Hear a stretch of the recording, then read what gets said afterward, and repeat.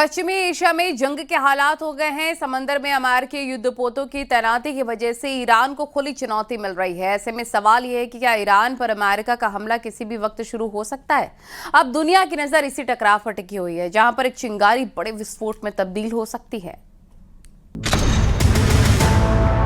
Satellite और ताजा खुफिया जानकारी के मुताबिक अमेरिका के B-2 स्पिरिट बम वर्षक न केवल तैयार हैं, बल्कि इस वक्त संभावित सैन्य हमले को लेकर के फुल एक्टिव हो चुके हैं। ट्रंप के शेड्यूल और सैन्य गतिविधियों को लेकर जो ठोस जानकारी सामने आ रही है वो इस तरह की है। B-2 बम वर्षकों की तैनाती और हाई अलर्ट। अमेरिका ने अपने B-2 स्टेल्थ बम वर्षकों को लेकर बेहद आक्रामक रुख अपनाया है। रिपोर्ट्स के मुताबिक मिजूरी स्थित व्हाइटमैन एयरफोर्स बेस से B-2 बेड़े को अब हाई अलर्ट पर रखा गया है। पिछले साल जून 2025 में हुए ऑपरेशन मिडनाइट हैमर के दौरान इन्हीं बम वर्षकों ने ईरान के भूमिगत परमाणु ठिकानों जैसे फोर्डो और नतांज पर 30,000 पाउंड के GBU-57 बंकर बस्टर बम गिराए थे। डियोगो गार्सिया का मूवमेंट। कुछ रक्षा सूत्रों का कहना है कि B-2 बम वर्षकों को हिंद महासागर में स्थित डियोगो गार्सिया बेस पर भेजने की तैयारी है, जहां से वो सीधे ईरान के अंदरूनी हिस्सों में घुसकर हमला कर सकते हैं। हिंद महासागर में स्थित ब्रिटिश क्षेत्र इस वक्त B-2 गतिविधियों का मुख्य केंद्र है। हाल ही में यहां 6 B-2 स्पिरिट बम वर्षकों की मौजूदगी दर्ज की गई है।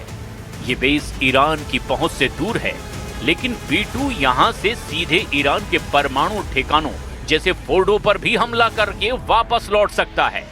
ईरान के पास मौजूद S-300 और power 373 defence system B-2 stealth bomb वर्षकों स्टिल्थ विमानों को ट्रैक करने में सक्षम नहीं माने जाते।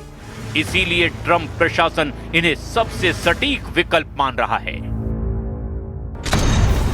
RAF Fairford England. यूरोप में ये एकमात्र बेस है जहां B-2 के लिए विशेष क्लाइमेट कंट्रोल हैंगर है। हालांकि ताजा रिपोर्ट के मुताबिक ब्रिटेन ने अपने बेस से हमले की अनुमति देने में कुछ हिचकिचाहट दिखाई है, जिससे अमेरिका अब डियोगो गार्सिया और गुआम पर अधिक निर्भर है। Whitman air force base. यदि अमेरिका नॉन स्टॉप मिशन चुनता है तो B-2 सीधे अमेरिका से उड़ान भरकर बीच हवा में ही ईंधन भरते हुए ईरान पहुंच सकते हैं। B-2 बम वर्षकों के लिए प्रायोरिटी टारगेट्स को खुफिया दस्तावेजों जैसे कि ISW और CSIS रिपोर्ट्स के साथ शेयर किया गया है।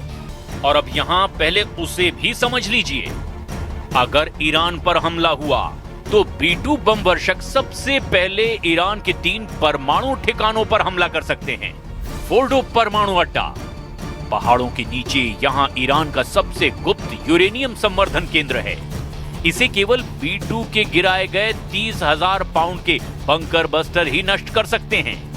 नतांज परमाणु अड्डा, पिकैक्स पर्वत के पास यहां ईरान ने अब नई तालेघन 2 सुरंगें बनाई है।